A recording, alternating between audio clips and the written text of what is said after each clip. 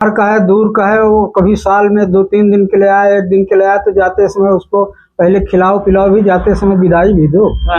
और जो घर जमाई है उसको कहेंगे कि बेटा वो सरपंच साहब आ रहे हैं, थोड़ा चारपाई बिछा देना, कुर्सी चादर रख देना, तो घर जमाई हो।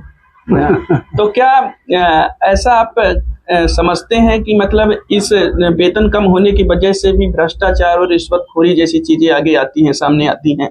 भ्रष्टाचार के लिए एक कारण तो ये हो सकता है, लेकिन मैं इसको मूल कारण नहीं मानता जी। सबसे मूल कारण है व्यक्ति की सोच जी। और उसकी अपनी नीयत। क्या बात है। बिल्कुल बिल्कुल।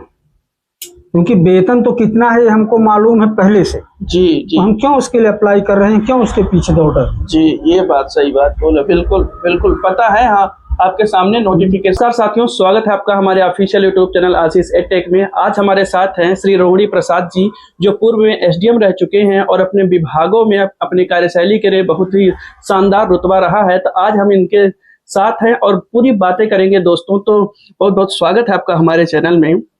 बहुत बहुत धन्यवाद आपको अपने चैनल में बुलाने के लिए।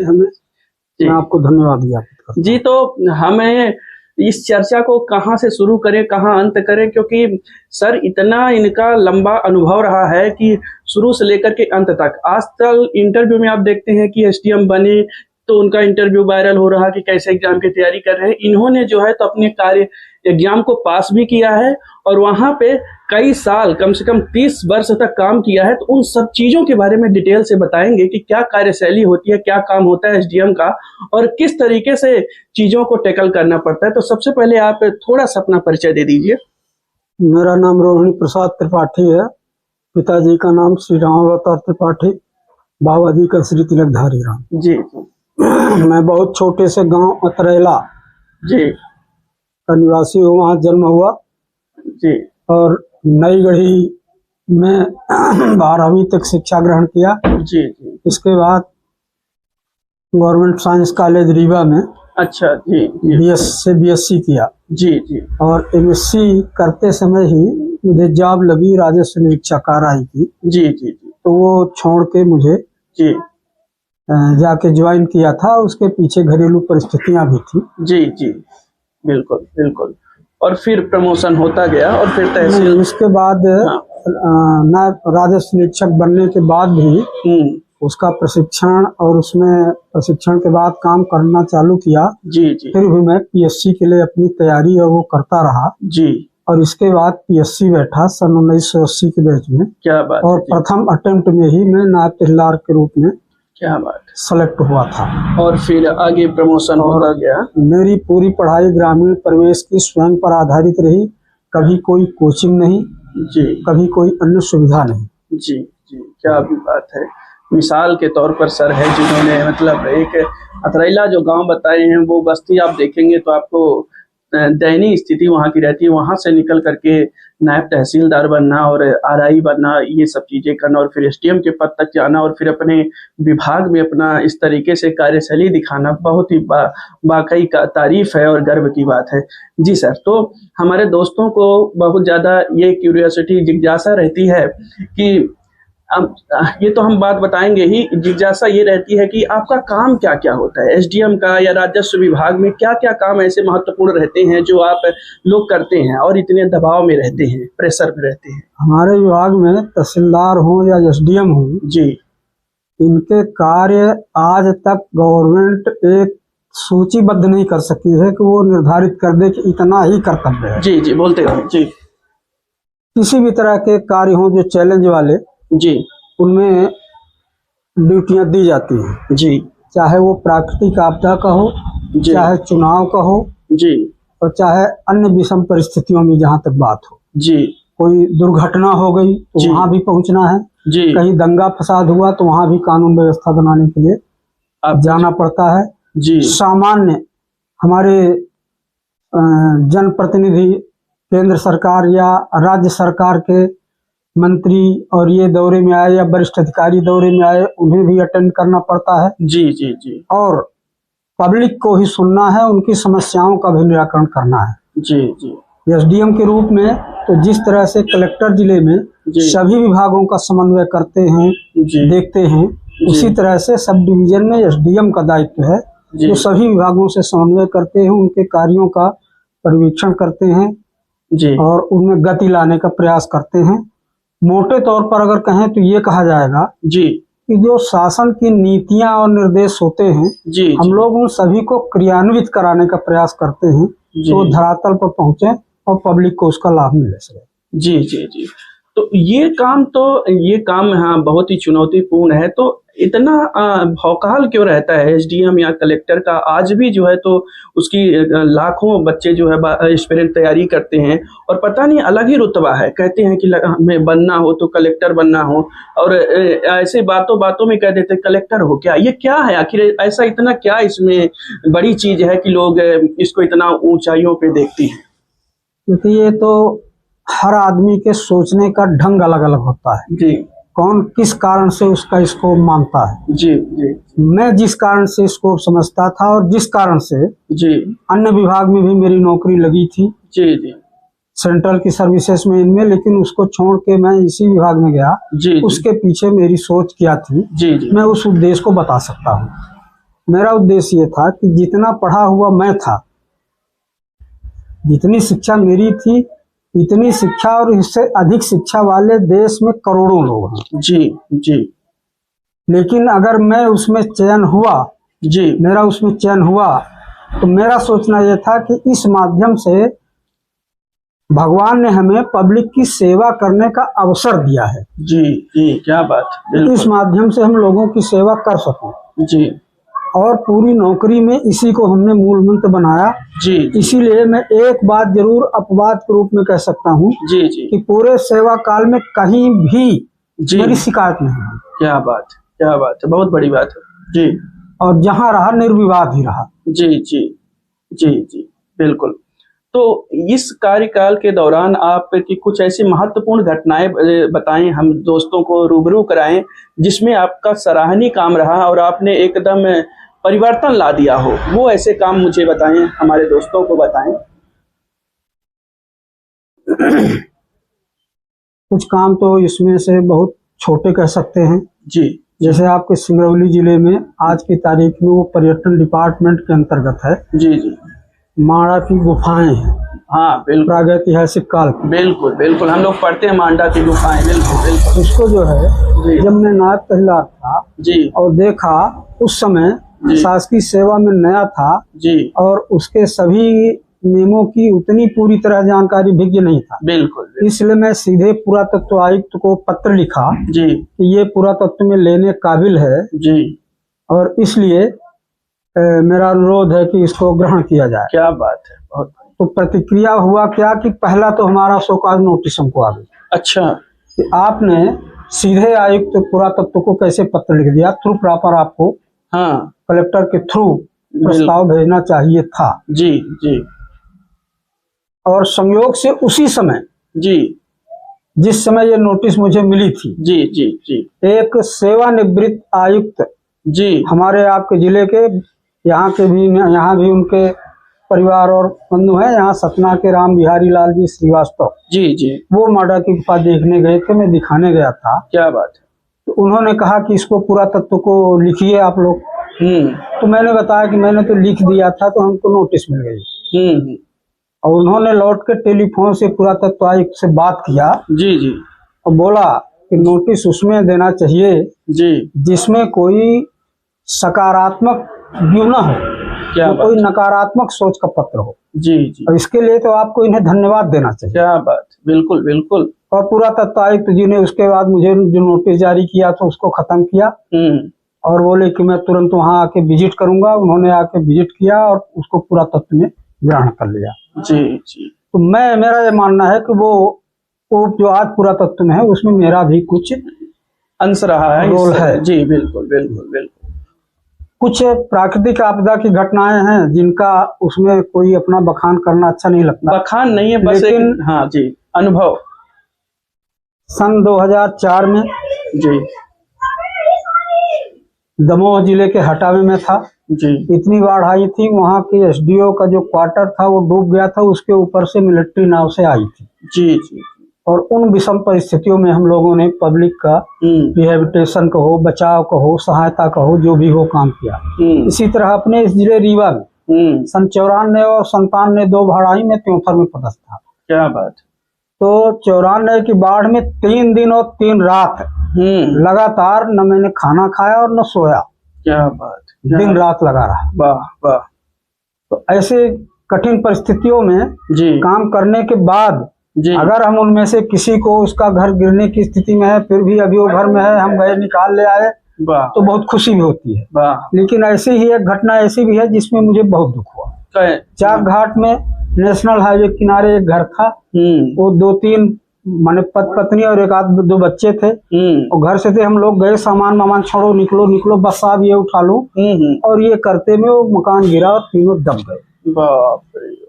मिलिट्री भी थी उस समय, मिलिट्री की उपस्थिति की बात है, तुरंत उन लोगों ने हटाया, लेकिन तब तक उनकी जान जा चुकी थी। हम लोगों को इस बात का बहुत अफसोस भी है कि हम लोग प्रयास करने के बावजूद भी वो 3 जीवन नहीं बचा सके। गुप्ता परिवार था। आगे और ऐसी कोई घटना जो सीएम से आपको? सीएम से इस तरह का है कि जब मैं तहसीलदार था इसी जिले में, सिरमौर में पड़री गांव है वहां पर जंगल के किनारे बहुत सारी शासकीय भूमियां हरिजन आदिवासियों को बांटी गई थी लेकिन उनको पोजीशन नहीं था, पोजीशन अन्य लोग कर रहे थे। और मैं उस समय लगातार 1 हफ्ते वहीं कैंप कर करके नाप करके और उनको बता के कब्जा दे रहा था। और संयोग से उसी समय दिग्विजय सिंह जी मुख्यमंत्री थे और उनका हेलीकॉप्टर आके उसी गांव में उतर गया। और जब वहां उतरा, लोगों ने पूछा, मैं तो जंगल की तरफ था, मैं वहां पहुंच नहीं पाया था। तो लोगों ने जो कुछ वहां बताया हो मैंने सुना नहीं है, लेकिन कुछ दिनों बाद हमें उनका प्रशस्ति पत्र, मुख्यमंत्री के हस्ताक्षर का प्रशस्ति पत्र आया। बिल्कुल। ये आपने दलितों के, गरीबों के, उसके लिए जो लगातार इस तरह से रुक के वहाँ काम कर रहे हैं, उसके लिए। एक बार केरोसिन की भी घटना कुछ हुई थी, जो मिट्टी का तेल जो अपने क्षेत्र में लाया गया था, इसके बारे में क्या घटना थी वो? नहीं, मुझे नहीं। वो जो जिसमें जो है तो विधायक से आपने अपना अपील की थी, श्रीनिवास तिवारी जी से।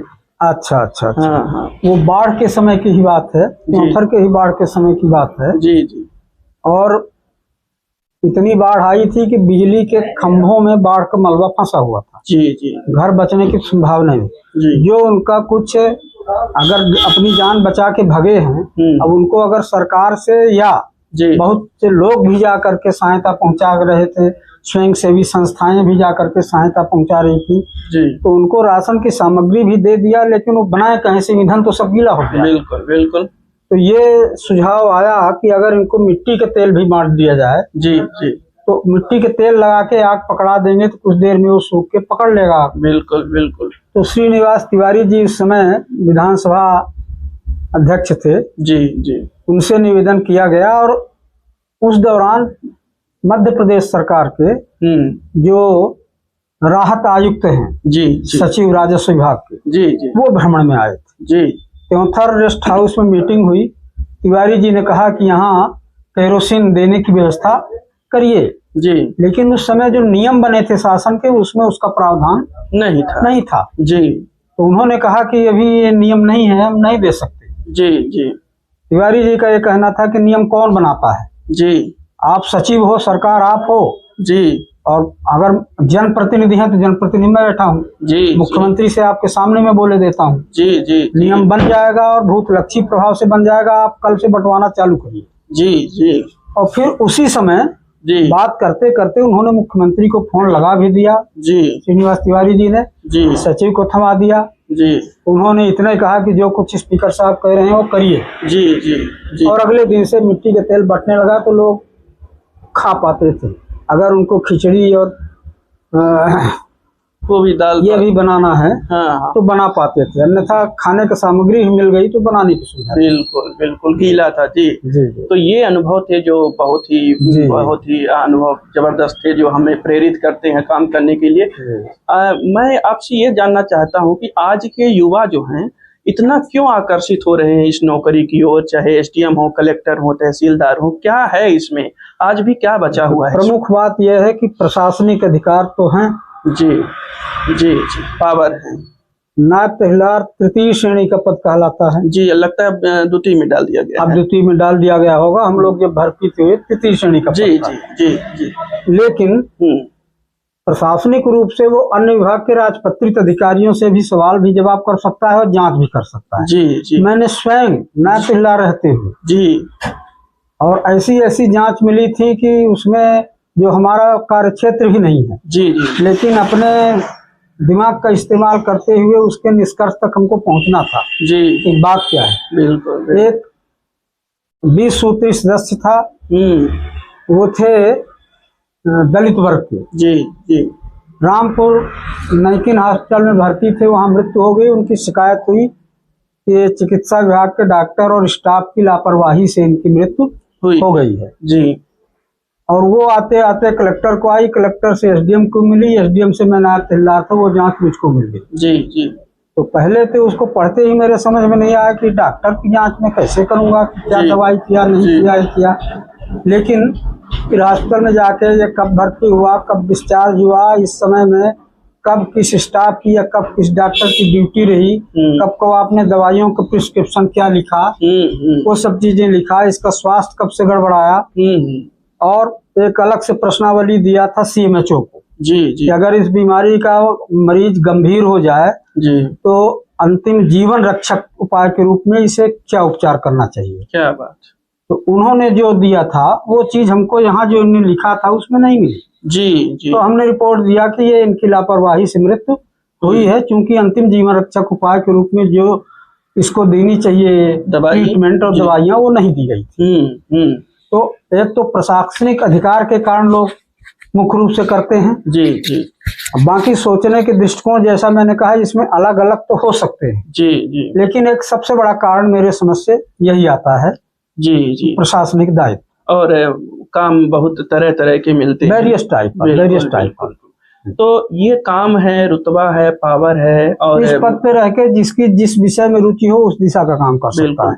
वो सांस्कृतिक गतिविधियों किसकी रुचि है तो उस क्षेत्र में तलाश के उनको बढ़ा सकता है। जी जी जी जी, बिल्कुल बिल्कुल जी। तो ये तो ठीक बात है, लेकिन क्या इतना वेतन पर्याप्त मिलता है कि वो अपना घर का खर्च बढ़िया से चला सके? वेतन पर्याप्त मेरी दृष्टिकोण से नहीं मिलता है, खास तौर से जिस तरह से उनको जिम्मेदारियां डालती हैं। जी, जिम्मेदारियां दी गई हैं उस तरह से बिल्कुल नहीं मिलता है। अच्छा। जब मैं नायब तहसीलदार के पद पर प्रथम नियुक्ति में गया हूँ तो 280 रुपये वेतन।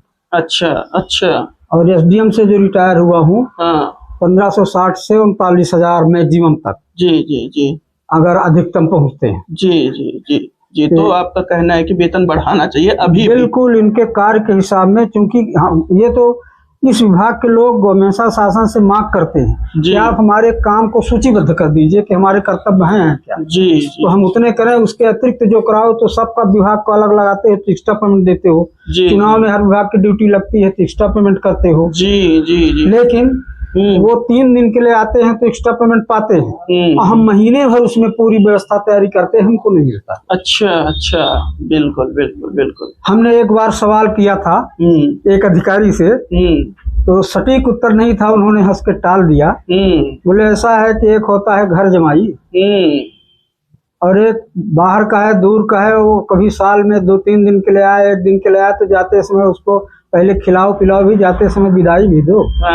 और जो घर जमाई है उसको कहेंगे कि बेटा वो सरपंच साहब आ रहे हैं, थोड़ा चारपाई बिछा देना, कुर्सी चाट रख देना। तो उन्होंने इतना कह के हंस के टाल दिया कि आप लोग घर जमाई हो। तो क्या ऐसा आप समझते हैं कि मतलब इस वेतन कम होने की वजह से भी भ्रष्टाचार और रिश्वतखोरी जैसी चीजें आगे आती हैं, सामने आती हैं? भ्रष्टाचार के लिए एक कारण तो ये हो सकता है, लेकिन मैं इसको मूल कारण नहीं मानता। जी। सबसे मूल कारण है व्यक्ति की सोच जी और उसकी अपनी नीयत। क्या बात। बिल्कुल बिल्कुल। क्योंकि वेतन तो कितना है हमको मालूम है पहले से। जी जी। तो हम क्यों उसके लिए अप्लाई कर रहे हैं, क्यों उसके पीछे दौड़ रहे हैं? जी, ये बात सही बात बोले, बिल्कुल बिल्कुल पता है। हाँ, आपके सामने नोटिफिकेशन जारी होता है, उसमें सारा वेतनमान जो होता है सारी चीजें बता देता है। बिल्कुल जी जी, बहुत बढ़िया तरीके से बताया, एकदम सूक्ष्म तरीके से। दोस्तों, अनुभव की बात है, मैंने कहा था ना कितने जबरदस्त अनुभव हैं। आप कहेंगे तो आगे भी हम इनको लाते रहेंगे और ऐसे ही जबरदस्त बातें करते रहेंगे। अंतिम में हमारे ये जो नए एसडीएम हैं या छात्र हैं जो बन चुके हैं और बनने जा रहे हैं, उनके लिए आपका क्या संदेश है?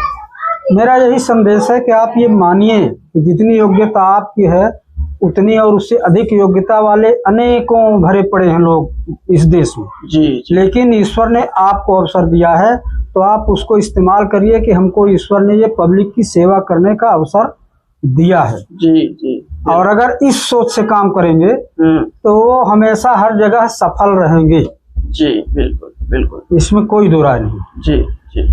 हम ऐसी विषम स्थिति से गुजरे हैं जहां गोली चालन करना पड़ा लैंड ऑर्डर में और 3-4 डेथ हो गई।